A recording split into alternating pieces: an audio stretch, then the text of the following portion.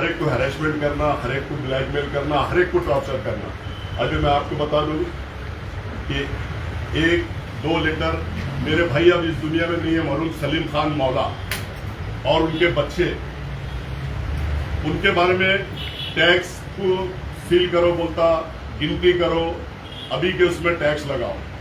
तो मैं ये बताना चाहता हूं कि औरंगाबाद शहर के अंदर 20 से 25% लोगों को टैक्स लगा हुआ नहीं है और 200-300 करोड़ रुपया टैक्स बाकी है, क्योंकि मैं भी पिछले 25 साल से कारपोरेशन में हूँ।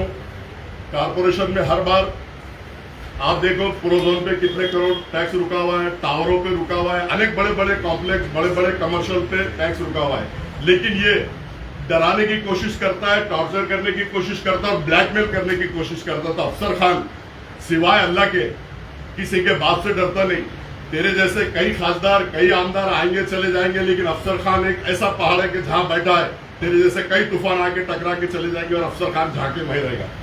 अभी मैं आपको बता दूं कि जब 2014 में वो पहली बार आमदार बना, उसकी मंत्रालय से जो पेमेंट मिलती 1 लाख रुपए मिलती।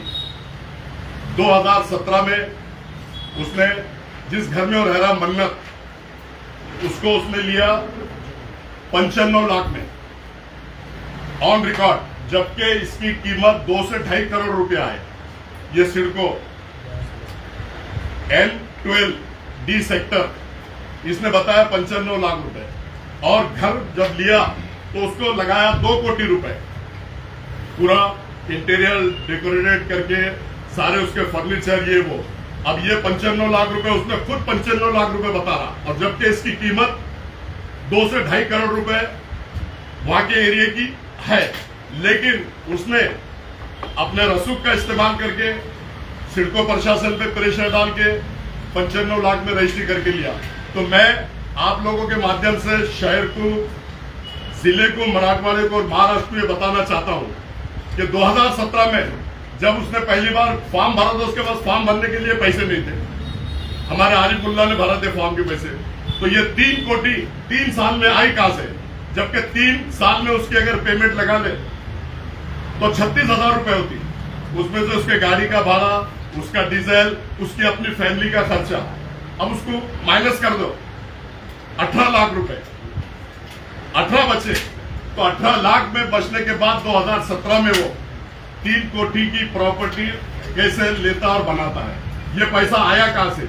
ये सबको ब्लैकमेल करके, सबको टॉर्चर करके, सबको घुमा के वहां से पैसा आया। ये होगा 1 नंबर मन्नत।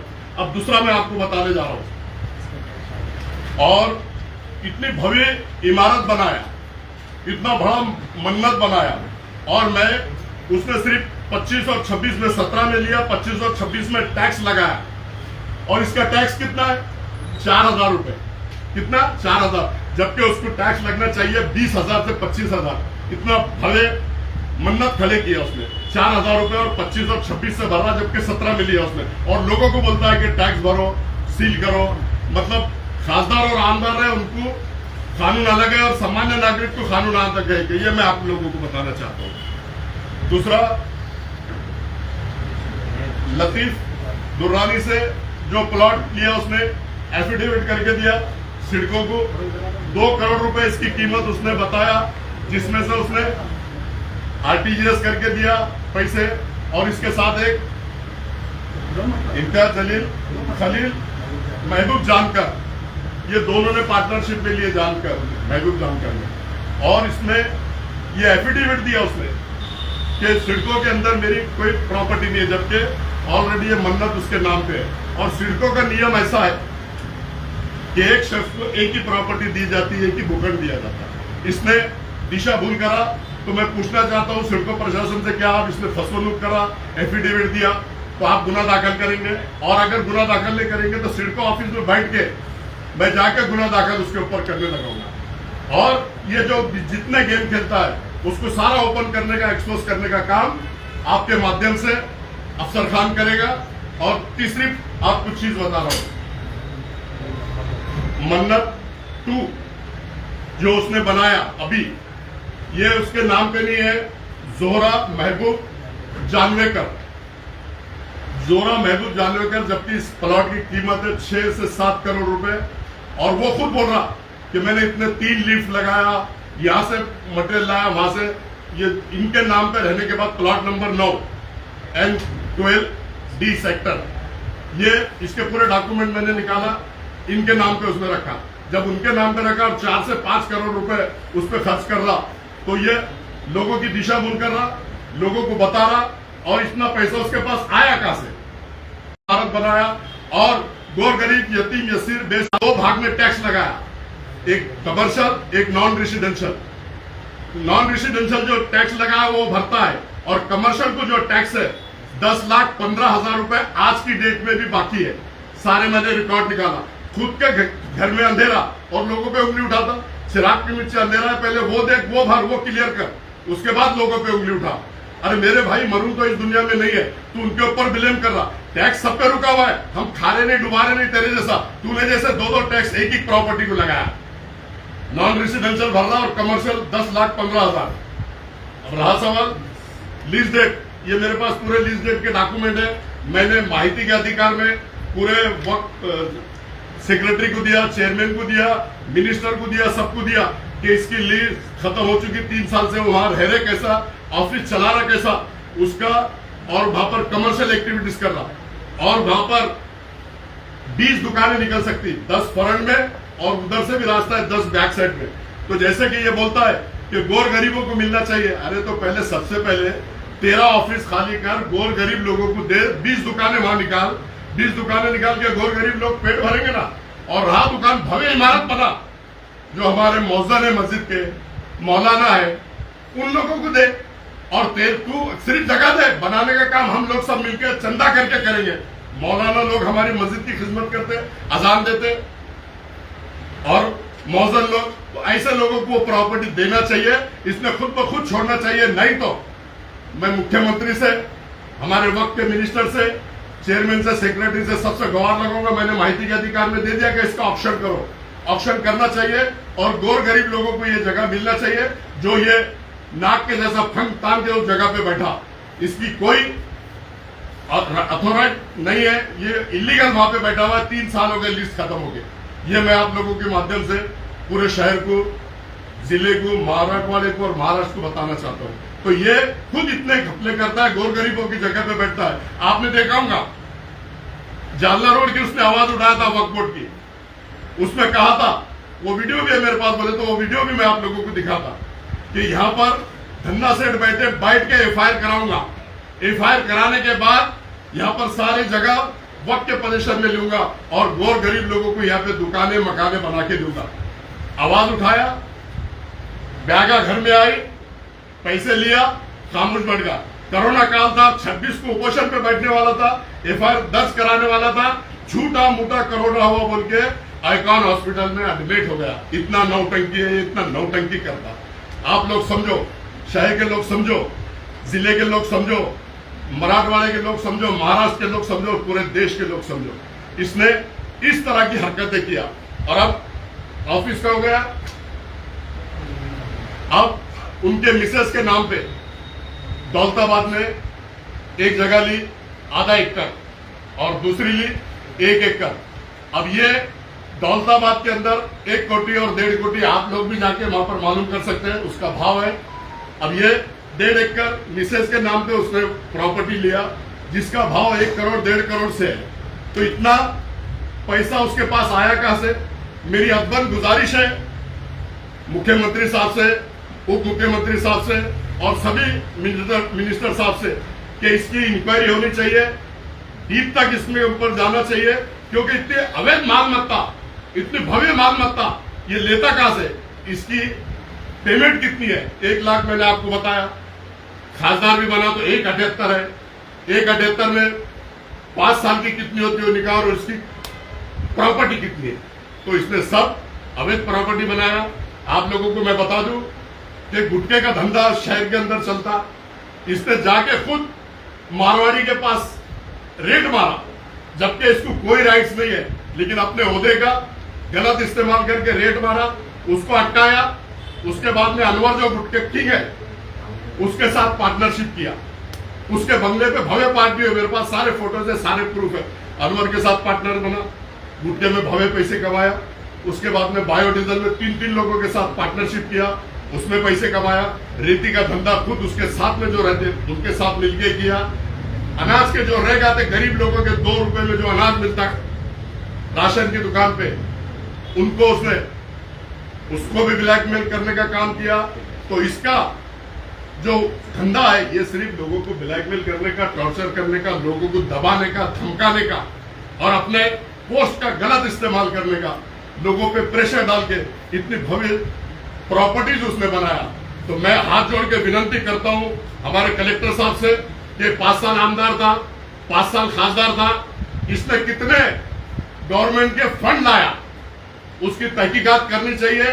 मेरे हिसाब से इन्हें अनेक फंड लाया, इसने सीएम साहब का फंड लाया, डिप्टी सीएम साहब का फंड लाया, महाजन साहब का फंड लाया, इसने अनेक लोगों से धनंजय मुंडे साहब का फंड लाया और स्मार्ट सिटी में काफी इसने काम किया। स्मार्ट सिटी के जो काम चल रहे थे कई जगह जाके नारियल फोड़ा इसने और इसके लोगों ने।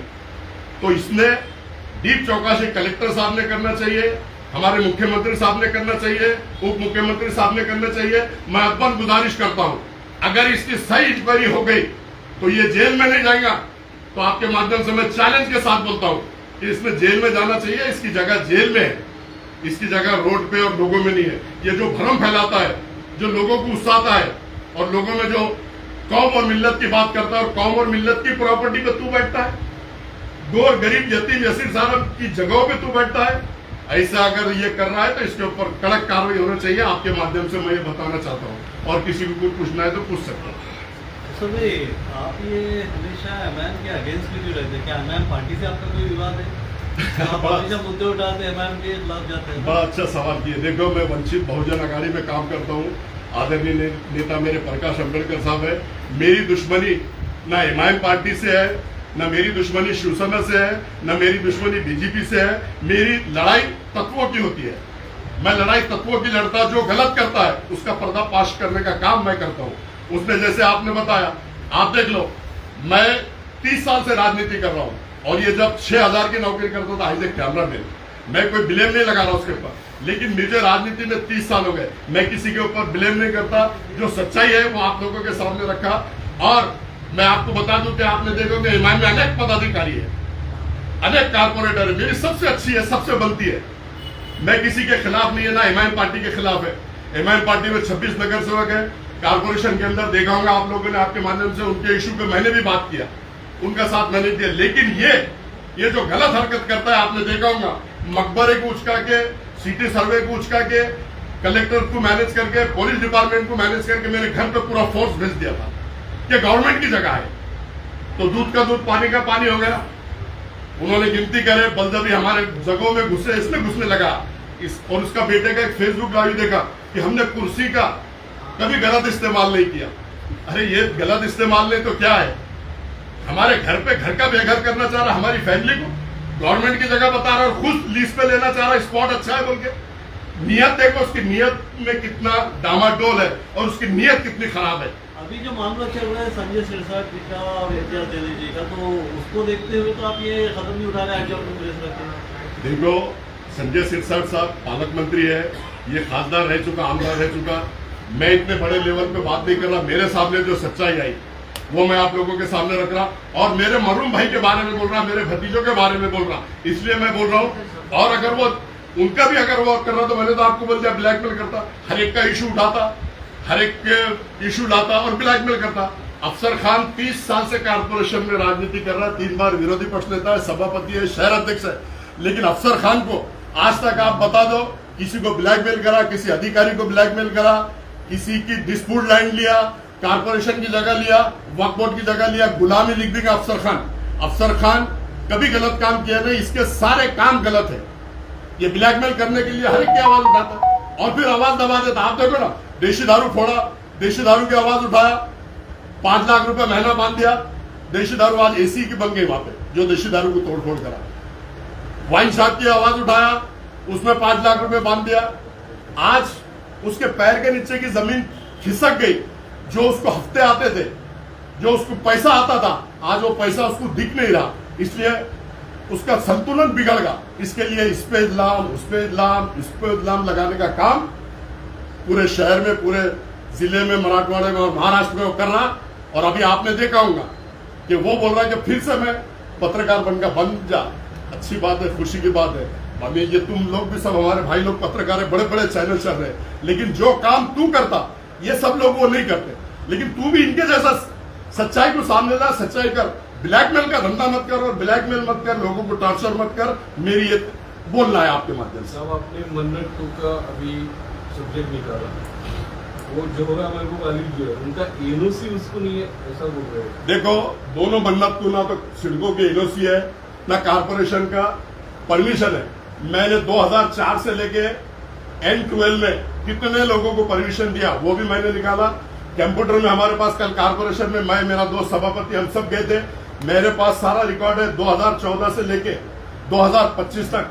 वहां पर किसी का भी परमिशन नहीं है। दोनों जो मन्नत है वो इलीगल बने हुए हैं, ना उनको सिडको की एनओसी है ना कारपोरेशन का परमिशन है। इतना बड़े इमारतें खड़े किया उसने एक अपनी पोस्ट के दम पे कि मेरा कोई कुछ नहीं बिगाड़ेगा। लेकिन ऊपर वाले के पास देर है, अंधेर नहीं।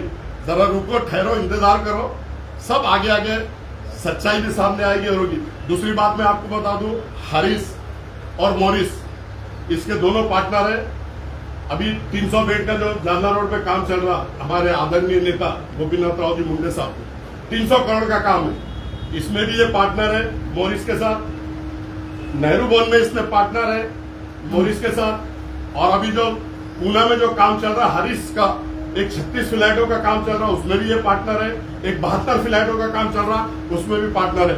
अनेक जगहों पे ये पार्टनरशिप करता है, लोगों को टॉर्चर करता है, लोगों को दबाता है। आपने देखा होगा अभी तुम्हारे आम खास पे जो भव्य ऑफिस बन रहा था वक्फ बोर्ड का और माइनॉरिटी डिपार्टमेंट का, उसको क्या जरूरत थी इसके काम रोकने की? क्योंकि जब ये वक्फ बोर्ड का मेंबर था 3 साल, वक्फ बोर्ड का मेंबर था, खासदार था, इसी के पीरियड में वो काम मंजूर हुआ है। अभी ये खासदार नहीं है, ये वक्फ बोर्ड का मेंबर नहीं है, तो इसको गांधी जी ने मिला ना कमिश्नर, इसके लिए जाके उसने बंद करा प्रेशर डाल के। तो इसका धंधा ही कमीशन लेना है, लोगों को ब्लैकमेल करना है, इसलिए वो काम उसने रोका। एक अच्छा काम होने जा रहा था। और ग्राउंड को मुझे मालूम है ना, मैं उस पर क्रिकेट खेला हुआ है, फुटबॉल मेरी टीम खेलती, मेरे बच्चे वहां पर खेलते, मैं खुद खेला हुआ है। ग्राउंड एक अलग है और ये ऊपर के लेवल पे ऊपर जाके बन रहा है। उसमें आपको वक्फ बोर्ड ने भी, सचिव ने भी उसको क्लियर किया कि ग्राउंड को कोई धक्का नहीं है। लेकिन ग्राउंड के आड़ में लोगों की भावना से खेलना, लोगों की भावना भड़काना, इसकी आदत है। और खुद का उल्लू सीधा करना, गांधी जी लेना, ब्लैकमेल करना, बैग भरना और मुंह आवाज बंद कर देना। जितने भी इसने आवाज उठाया, एक का आप रिजल्ट बता दो, मैं गुलामी लिख के दूंगा इस शहर में, आपकी भी और सबकी। सब मैनेज होता हो, हर जगह आवाज उठाता, मैनेज हो जाता और मैनेज होकर काम करता। अपना घर भरे, दुनिया जाए किधर भी, अपना घर भरे, अपना घर, अपना विकास, अपने फैमिली का विकास, दो मन्नत, अनेक लोग सिडको में, होटल में पार्टनरशिप, अनेक काम वो करता है। सिर्फ खुद का विकास करता है, ना शहर का विकास करा, ना जिले का विकास किया, ना किसी का विकास किया। खुद का विकास करने का काम उसका है। ऐसा मैं आपके माध्यम से कहना चाहता हूँ। आपको अकेले कोई नोटिस क्यों भेजा हो, क्यों टारगेट कर? मेरे अकेले को नहीं, मेरे दूर दूर तक कुछ टैक्स बाकी है ना, हम एक्सेप्ट कर रहे ना। क्या लगेगा उसका? इंटरेस्ट लगेगा। कई लोगों पे बाकी करोड़ों, जैसे मैंने अभी आपको बताया, प्रोजोन का है, टावर वालों का है। तो वो सलीम मतलब मेरे को दबाना चाहता हूँ कि मेरे भाइयों के ऊपर हाथ रख के, मेरे भतीजों को करके कि मैंने दबना और उसको बोलना। अरे अफसर खान का सर अगर झुकता है तो अल्लाह ताला के सामने तेरे जैसे 56 खासदार आएंगे और 56 खासदार जाएंगे। अफसर खान ना कभी डरा है, ना कभी डरेगा, ना कभी झुकेगा। सच की लड़ाई लड़ता है और सच की लड़ाई लड़ेगा। आदरणीय बाबा साहब अम्बेडकर ने हमको बताया कि सच्चाई रास्ते पे चलो, सच का साथ दो, गोर गरीब लोगों के काम करो। और मैं 25-30 साल से गोर गरीब लोगों के काम करता, सदन से चुन के आता, 3 बार विरोधी पक्ष नेता, ऐसे ही नहीं बना मैं, मुझे लोगों ने बनाया 25 नगर सेवक, 26 नगर सेवक बने। मैं इंसाफ की लड़ाई लड़ता हूँ और लोगों को न्याय और इंसाफ देने का और विकास का काम, विकास। इसलिए मुझे किराड़पुरा से मेरा खुद का वोट नहीं है, ना मेरा कोई खानदान का वोट है, ना मेरा कोई रिश्तेदार। 2 बार मुझे चुन के दिया, भीमनगर से चुन के दिया, भौसिंगपुर से चुन के दिया। क्यों दिया? कि मैं विकास पुरुष के नाम से जाने जाता हूँ और लोगों का विकास करता हूँ। मैं लोगों के आड़ी अड़चन में जाता हूँ। मैं नाइट में कितने भी हादसे होने तो पुलिस स्टेशन पहुंच जाता हूँ, स्पॉट पे पहुंच जाता हूँ। लोगों की मदद करना मेरा काम है और मैं करता हूँ। इसलिए मुझे लोग बार बार चुन के देते हैं, ऐसा मैं बताना चाहता हूँ। वो बोर्ड की 100-125 एकड़ प्रॉपर्टी उनके पास होने की भी बात है। ये देखो वक्फ बोर्ड की प्रॉपर्टी मैंने ये दिया, उसने मेरे पास माहिती का अधिकार है, लेकिन वक्फ बोर्ड ने हमको ऐसा दिया कि हमको जब मालूम पड़ेगा, वक्फ बोर्ड को सब मालूम है, ये मेंबर है ना, ये मेंबर है, चेयरमैन के साथ बैठता है मीटिंग में, और मैं भी एक लेटर दे रहा हूँ वक्फ बोर्ड को कि इसके कार्यकाल में 3 साल के अंदर कितने प्रस्ताव मंजूर हुए और कितने लोगों को जगह अलॉट की और कितनी इसने लिया और इसके रिश्तेदारों के नाम पे लिया, वो सारी माहिती अभी मैं निकाल रहा हूँ। उनका लेटर का भी जवाब दे रहा हूँ मैं।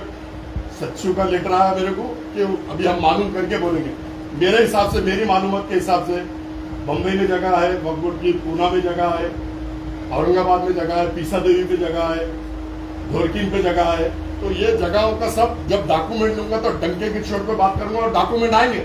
अगली प्रेस में लूंगा जो आपको बेंगलोर के आगे मैंगलोर है, वहां पे इनका फार्म हाउस है, हैदराबाद में है, पूना में भव्य मन्नत बन रहा, उसकी भी मालूमात आ गई, लेकिन डॉक्यूमेंट नहीं आया, इसलिए मैं उसके ऊपर ज्यादा बोलना नहीं चाह रहा। मलाड में ब्रॉडकास्टिंग का ऑफिस बड़ा डाले जा रहा, गोरेगांव में डाला जा रहा, ये सारे डॉक्यूमेंट को मैंने आदमियों को काम को लगाया, क्योंकि मैं किसी को खुद होके छेड़ता नहीं, और मुझे कोई छेड़े उसको मैं छोड़ता नहीं। ये मेरा फंडा है, और मुझे कोई छेड़ा तो मैं उसको छोड़ता नहीं है, स्पष्ट आपके माध्यम से बताना चाहता हूँ। सर, अभी आपने कहा कि इतना बड़ा भ्रष्टाचार ऐसा आप आरोप लगा रहे हैं, सारी बात है। आप अकेले एक तरफ है, पूरे शहर में और भी के पार्टी के लीडर है बबड़े, वो एक तरफ शहर में सन्नाटा क्यों, इतना बड़ा प्रकरण सामने आता है, आप क्या समझते हैं, इसके पर क्या कहेंगे, खामोशी क्यों? देखिए, सच्चाई सामने लाने के लिए बहुत बड़ा जिगरा लगता है, और अफसर खान के पास अल्लाह ताला ने वो हिम्मत, वो ताकत और वो जिगरा दिया कि अफसर खान, आपने देखा होगा, मिनिस्टर से भी टकराता, मुख्यमंत्री के भी खिलाफ बोलता, उप मुख्यमंत्री के भी खिलाफ बोलता, और ये गिरे हुए खासदार और आमदार के भी खिलाफ बोलता। जो गलत है उसके खिलाफ मैं बात करता हूँ और हमेशा करते रहूंगा, चाहे इसमें मेरी जान क्यों नहीं जाती। मैं किसी के बाप से डरने वाला नहीं। सबसे पहले हमने कई बार मैं से बातचीत किया हूँ प्रेस के अंदर, वो आप ही आरोप लगाते हैं कि आपकी भी जो है तो बड़े बड़े कारोबार है, गलत के कारोबार, ये आपके क्या आरोप लगते हैं, इसके ऊपर आप क्या कहेंगे? अरे आरोप लगाना इसका धंधा ही है ना, ये कितने धंधे बता दिए आपको, कितने जनों के साथ पार्टनरशिप करना। मेरा एक बता दो, गुलामी लिख के दे दूंगा, एक बता दो ना। हमारा 25-30 साल में ना हमारा कोई रिकॉर्ड है पुलिस स्टेशन में, ना कहीं हमारे पे केस है, ना हमारे ऊपर कोई झगड़े लफड़े के केस है, ना जमीन जायदाद के केस है, ना हम ऐसे लफड़े करते हैं। हम ऑथेंटिक काम करते हैं, ऑथेंटिक रहते हैं। इसलिए तो आज मेरे साथ जितने भी कारपोरेटर थे 95 से लेकर आज तक, मार्केट में कितने बताओ ना। एमआईएम जो आई है, लोगों की भावना से खेली, लोगों के जज्बात से खेली। फाइट करने वाला सिर्फ अफसर खान है, और सच्चाई को सामने रखने वाला अफसर खान है। और आदरणीय हमारे नेता प्रकाश अंबेडकर साहब कभी भी बोलते हैं कि सच्चाई को छोड़ो मत, टकराने की ताकत सबसे रखो, अल्लाह भी आपका साथ देगा, गोर गरीब लोग भी आपका साथ देंगे। आदरणीय बाला साहब मेरे हमेशा ऐसा कहते हैं। अफसर भाई, जो ये प्रकाश अंबेडकर साहब के बारे में कहा गया कि दूध का जला छाछ के भीतर, इस बारे में क्या कहेंगे? आपने देखा होगा, बड़ा अच्छा सवाल है ये। आपने देखा होगा, दूध भी इसने जलाया, छाछ भी इसने पिया। जब ये खासदार चुन के आ गया, बाला साहब अंबेडकर और पूरा बौद्ध समाज ने इसको साथ दिया, 1,40,000 वोट देकर इसको खासदार बनाया। और जब आमदार का टाइम आया, जब 20 से 25-30 आमदार चुनकर आ सकते थे महाराष्ट्र के अंदर, वंचित बहुजन अघाड़ी और एमआईएम के, खुद यूटी इसने तोड़ा। जग जाहिर है, बीजेपी से पैसा लेके यूटी इसने तोड़ा, और यूटी तोड़ने वाला ये जला हुआ दूध भी इसने पिया, छाछ भी फूक फूक के इसने पिया, और यूटी भी इसने तोड़ा। ये जग जाहिर है, यूटी ना बाला साहब ने तोड़ा है ना करा, टाइम पे इसने यूटी तोड़ा। ऐसा मैं आपके माध्यम से बताना चाहता हूँ। पालक मंत्री साहब के साथ आपकी कुछ बातचीत हो गई है इस मामले में? देखो, पालक मंत्री साहब से अगर मेरा कोई काम होगा, वो शहर के पालक मंत्री है, मैं उनके पास जाऊंगा। इस मामले में ना मेरी उनसे कोई बात हुई, ना मैं उनसे कोई बात करा। मैं जब मेरा अगर कोई काम रहेगा, अभी मेरा कोई काम है नहीं, पालक मंत्री साहब के भी पास मैं जा सकता हूँ, मुख्यमंत्री साहब के पास भी मैं जा सकता, उप मुख्यमंत्री साहब के पास भी मैं जाता। मैं एक सामान्य नागरिक ये सब लेकर के पालक मंत्री बताऊंगा ना, या प्रेस में मैंने बोल दिया। अगर वो मुझे बोलते हैं क्या क्या है बताओ, तो मैं बताऊंगा। कब जाएंगे उनको मिलने? मैं नहीं जाऊंगा, उन्होंने मुझे बुलाना चाहिए, मैं क्यों जाऊँ? ये उनको जाकर के तो संवैधानिक पद पर बैठे, मैं मुख्यमंत्री साहब के पास जाने वाला हूँ। उप मुख्यमंत्री तो अथॉरिटी है रोहतक के जिले पालक मंत्री साहब है, पालक मंत्री साहब अगर मुझे बुलाते हैं, मुझे कॉल करते हैं, तो आई एम रेडी, मैं जाऊंगा, कोई बात नहीं। क्योंकि इसका भ्रष्टाचार ओपन करना पालक मंत्री साहब का भी काम है, सीएम साहब का भी काम है, डिप्टी सीएम साहब का भी काम है। मैं हर जगह फाइटर हूं, मैं ऑथेंटिक बात कर रहा हूं, मैं कोई हवा में बात नहीं कर रहा, सारे डॉक्यूमेंट के साथ बात कर रहा हूं। और अगले सारे डॉक्यूमेंट उसके काफी डॉक्यूमेंट्स 8-10 दिन में आ रहे हैं, फिर 8-10 दिन में आप लोगों को बुलाऊंगा, दावत दूंगा और फिर उसका बहुत बड़ा भ्रष्टाचार ओपन करूंगा, ऐसा मैं आपके माध्यम से करूंगा।